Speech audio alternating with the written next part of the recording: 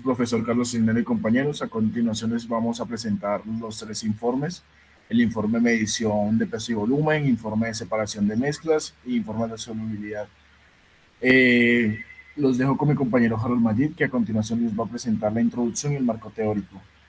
Muy buenas tardes, profe. Pues voy a hablarles sobre la introducción, lo cual en esta práctica logramos observar y desarrollar las mediciones de masas y volúmenes utilizando ciertas magnitudes de medición, las cuales fueron litros, gramos y mililitros. Les hablaré sobre el marco teórico, en el cual en esto hicimos unos experimentos los cuales involucraron unas mediciones cuantitativas para obtener los cálculos requeridos a la hora que queramos hallar un volumen y un peso. Entonces, a la hora de hallar el peso lo podemos obtener por medio de un líquido, pero tenemos que tener en cuenta que a la hora de dar el resultado, la naturaleza nos va a marcar un margen de error, ya que nos va a ejercer una fuerza de gravedad. Y con el volumen es un poco más específico, ya que lo podemos hallar también en metros cúbicos partiendo de la cantidad de algún líquido. Bueno, a continuación yo les explicaré los materiales y métodos. Los materiales que se utilizaron en la práctica del laboratorio de medición de peso y volumen fueron el matraz volumétrico de 50 mililitros, un tubo de ensayo, una pipeta graduada de 1 mililitro, una balanza mecánica, balanza electrónica, pipeta graduada de 1 mililitro, pipeta graduada de 5 y 10 mililitros, una espátula, una pipeta volumétrica, un termómetro, una probeta graduada, una bureta y un beaker.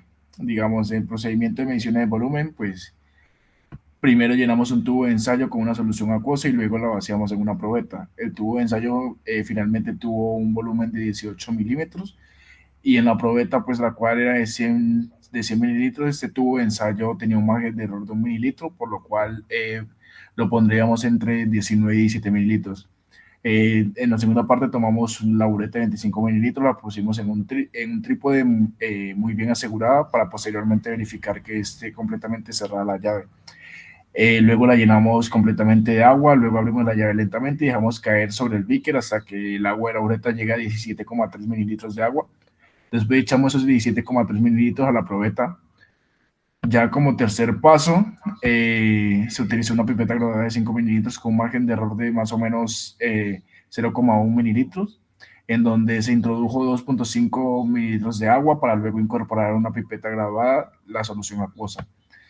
Nuevamente se dispuso de solución acuosa en una pipeta forada, la cual tiene un espacio diferente eh, a las anteriores, digamos, como para saber cuál es la diferencia de la pipeta forada. Se le agregaron 5 mililitros y luego se vaciaron en una probeta sumando 44 mililitros. En la pipeta graduada como quinta parte del ejercicio se le agregó 1 mililitro.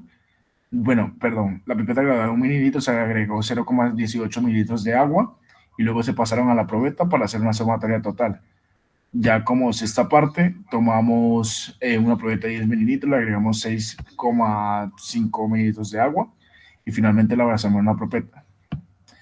Listo. En la medición de peso y volumen, digamos, usamos la balanza mecánica, la balanza electrónica, un beaker, arena y espátula. Pues primero calibramos la balanza mecánica manualmente en 0 gramos, perdón, para después poner un beaker vacío sobre la balanza y poder determinar el peso mediante la detención de peso manual de este mismo. Y repetimos este procedimiento con la balanza electrónica, pero la diferencia es que una arroja un resultado automáticamente apenas esté encendida, la cual es la balanza electrónica. Digamos, el peso del beaker en la balanza mecánica fue de 31,5 gramos, el peso del beaker en la balanza electrónica fue de 31,28 gramos. Ya en la segunda parte del ejercicio pusimos el beaker vacío en la balanza mecánica con la diferencia de que le agregamos 1 gramo de arena con la ayuda de una espátula y pues posteriormente calculamos el peso del beaker con la arena. Luego transportamos el beaker con el gramo de arena a la balanza electrónica y luego determinamos el peso. Y este nos dio el beaker con 1 gramo de arena en la balanza mecánica nos dio 32,5 gramos y en la balanza electrónica nos dio 32,40 gramos. Y luego ya como tercer ejercicio hicimos la calibración de un matraz volumétrico, en el cual necesitamos un matraz volumétrico, una balanza mecánica, termómetro y agua.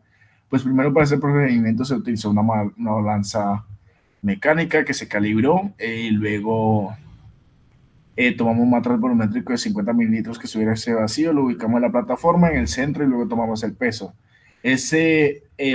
Digamos, para tomar ese peso lo tuvimos que hacer 3 veces prácticamente. En el primero tuvimos 27,7 gramos, en el segundo análisis del peso tuvimos 24,5 gramos y en el tercer, tuvimos 24,5 gramos, igual que la segunda medición. Digamos, cabe recalcar que el peso lo hicimos con el matraz vacío y a continuación se describen los resultados del mismo procedimiento que hicimos. Listo.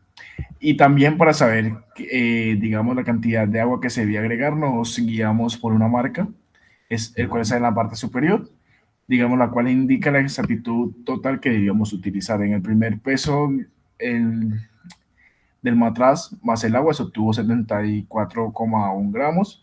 Y en el siguiente paso tuvimos que tomar la temperatura. Aquí están los resultados y los análisis que les mencioné anteriormente. Aquí está prácticamente donde señalo el volumen, digamos, este es el volumen del tubo de ensayo que tuvimos. Aquí están las probetas, bureta, pipeta graduada, pipeta forada, pipeta graduada. Aquí están todos los instrumentos que utilizamos, aquí están los pesos y el volumen total que nos dio. Y aquí también está en la segunda tabla de mediciones de peso, aquí está, digamos, se sabe que el límite de tensión de la balanza mecánica fue 0,1 y el de la electrónica también. El peso máximo de la balanza es de 2.610 gramos y el de la balanza electrónica fue de 1.020 gramos. Y aquí están los otros datos de la calibración del matraz. Aquí están los pesos que utilizamos del matraz vacío, los 3 y el promedio. Aquí está el peso del matraz con agua. Aquí están los pesos y el promedio que nos dio. El peso del agua también. Y por último el promedio. Y finalizando tomamos la temperatura del agua, la cual solamente la hicimos una vez para agilizar un poco el ejercicio en el laboratorio, la cual nos dio 26 grados centígrados. A continuación os dejaré con el compañero Humberto, el cual les explicará un poco más las conclusiones.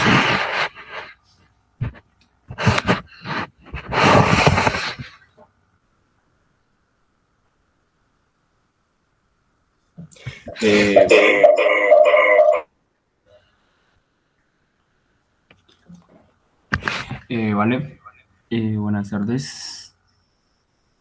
Bueno, a continuación las conclusiones sobre este laboratorio de mediciones. Tenemos que la práctica de mediciones de peso y volumen en química es crucial para la precisión y confiabilidad de los resultados experimentales. Se debe seguir procedimientos rigurosos y utilizar instrumentos de medición adecuados para garantizar mediciones precisas. También tenemos que es importante seguir los procedimientos de medición con precisión y asegurarse de utilizar los instrumentos de medición adecuados para garantizar resultados precisos y exactos. Es esencial calibrar los instrumentos de medición antes de su uso para garantizar la precisión de las mediciones y evitar los errores en los resultados. También es necesario tener en cuenta la temperatura y la presión ambiental al realizar las mediciones de volúmenes para asegurarse de que las mediciones sean precisas y exactas. Y por último, las herramientas de medición modernas como las balanzas digitales y los medidores de volumen pueden proporcionar resultados precisos y exactos de manera más rápida y eficiente que las herramientas de medición antiguas. Listo, a continuación aquí les presentamos los cuestionarios, están resueltos. Para agilizar un poco este video, no lo vamos a tomar en cuenta. Aquí están por último las referencias bibliográficas y a continuación vamos a pasar con el segundo informe, el cual es separación de mezclas. Bueno, digamos, la práctica de separación de mezcla es un proceso fundamental en la química y en otras áreas, puesto que esta implica separación de dos o más sustancias diferentes que se encuentran mezcladas, ya sea líquido, sólido o gaseoso.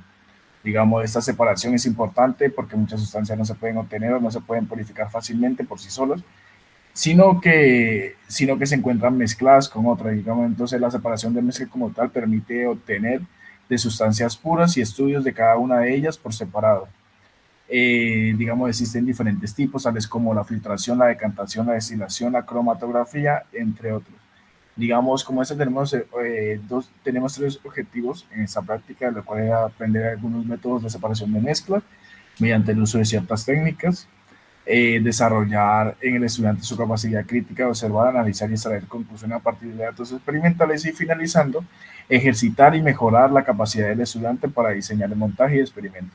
Ahora en el marco teórico vamos a hablar un poco, digamos, la práctica de separación de mezclas es una actividad importante en el campo de la química y otras ciencias, ya que permite obtener sustancias puras y componentes de una mezcla para su posterior análisis en el uso de procesos.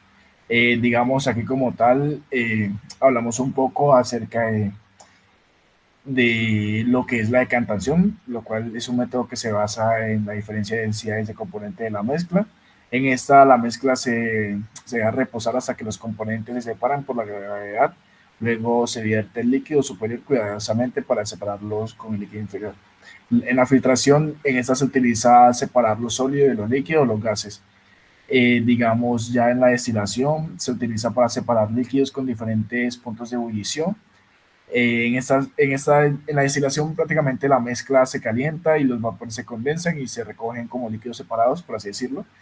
Luego ya hablamos de la cromatografía, que se utiliza para separar componentes de una mezcla basándose en su solubilidad y afinidad por una fase móvil y una fase estacionaria prácticamente.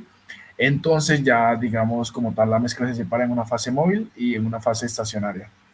En la extracción, digamos, se utiliza separar un componente de la mezcla que es soluble en un solvente específico. En esta, digamos, se agita con un solvente y los componentes solubles para extraer.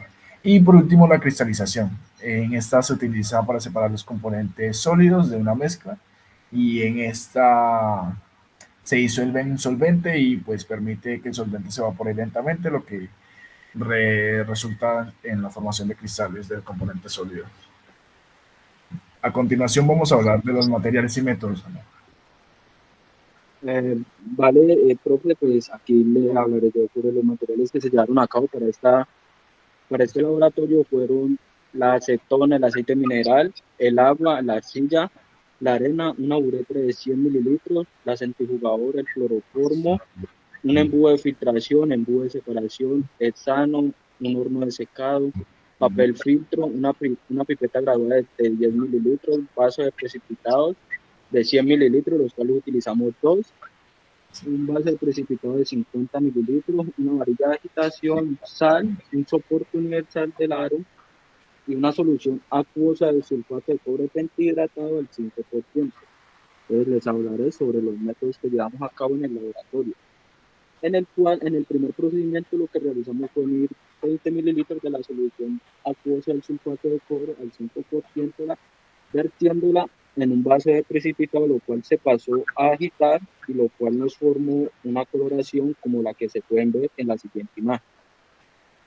Pasando a nuestro segundo procedimiento, lo que hicimos fue medir 50 mililitros de agua y procedimos a verterla a nuestro segundo vaso de precipitado, agregándole una cierta cantidad de arcilla, la cual nos fue asignada por el profesor. De ahí se procedió a agitar la mezcla hasta verla homogénea. Ya después de verse homogénea, procedimos a colocar un papel de filtro en el embudo para así pasar el agua filtrada a otro vaso de precipitado, lo cual lo podemos ver en nuestra imagen. De ahí pasamos a nuestro tercer procedimiento, que fue que medimos 50 ml de agua y también se vertió otro vaso de precipitado, el cual procedimos a añadirle una cantidad de arena dada por el profe, el cual se hizo prácticamente lo mismo que en la siguiente, que fue agitar y mezclar, y esta se dejó en reposo por unos 5 minutos.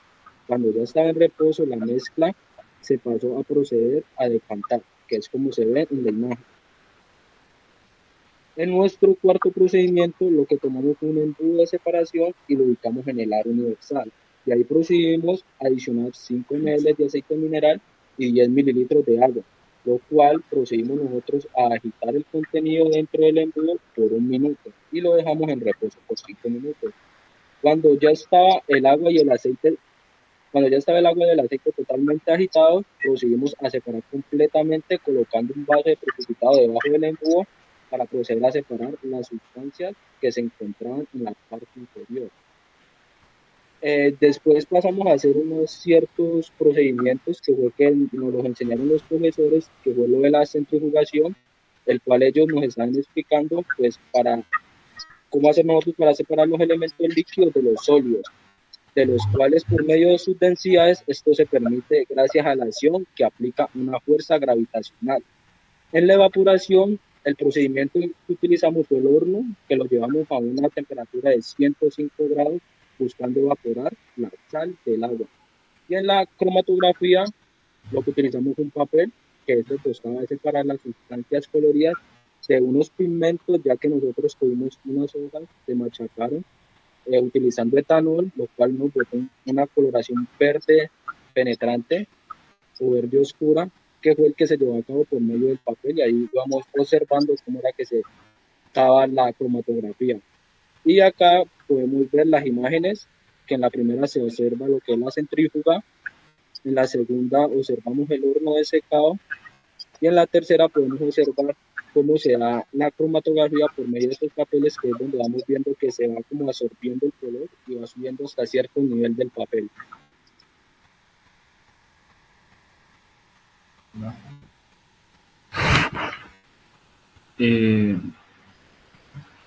Bueno, tenemos los resultados de análisis. Tenemos el filtrado. Cuando procedimos a filtrar sulfato de cobre a un 5%, nos dimos cuenta de que no es una solución homogénea, aunque ya este filtrado no se separen las sustancias y sigan con su misma composición. La floculación. Al mezclar el agua con arcilla dejamos un momento en reposo en el cual observamos que inicia a sedimentarse. A la hora de llevarse a filtrar, se colocó en el papel del embudo, y el cual se pudo ver que en el papel de filtro quedaron todos los sedimentos y el agua que se filtró salió de color marrón turbio. En la decantación utilizamos dentro de un vaso precipitado agua y arena, con lo cual se agitó por unos minutos y dejamos reposar. Ahí observamos que no se mezclaron y que la arena quedó toda en el fondo del vaso precipitado. Por lo tanto, después de decantar la sustancia, la tonalidad del agua no cambió, pero sí se alcanzó a observar diminutas partículas de arena en el agua.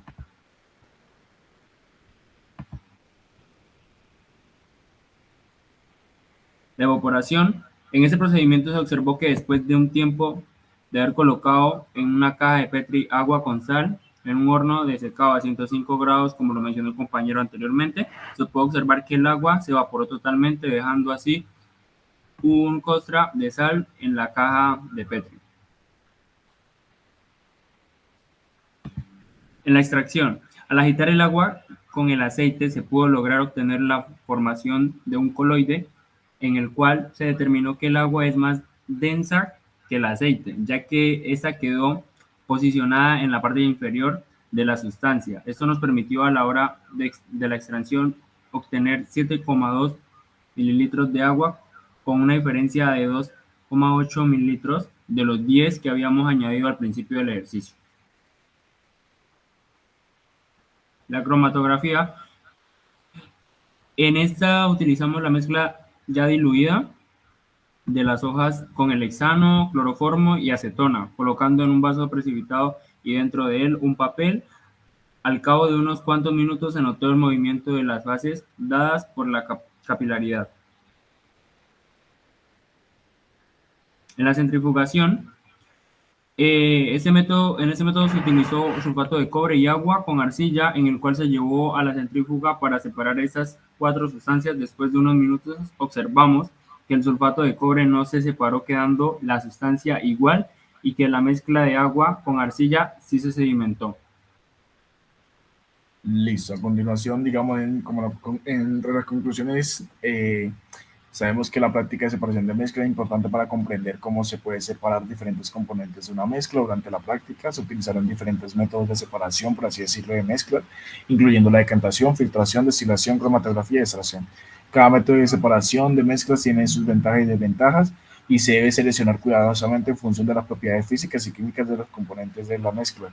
Por ejemplo, la decantación es útil para líquidos invisibles, mientras que la destilación se utiliza para líquidos con diferentes puntos de ebullición. La práctica de separación de mezclas también proporcionó una comprensión más profunda de cómo las propiedades físicas y químicas de los componentes de las mezclas influyen en los procesos de separación, y además aprendió algunos métodos de separación de mezclas y con eso eh, más efectivos. Y digamos, la práctica de separación de mezclas es una habilidad importante en la química y en la vida cotidiana. Al comprender cómo se separan las mezclas, podemos aplicar, perdón, esa habilidad en situaciones de práctica. Y digamos, cómo separar sustancias tóxicas del agua o separar los componentes del alimento y la industria alimentaria. Listo, aquí tenemos las bibliografías de eso. Y a continuación vamos a pasar al siguiente informe de solubilidad.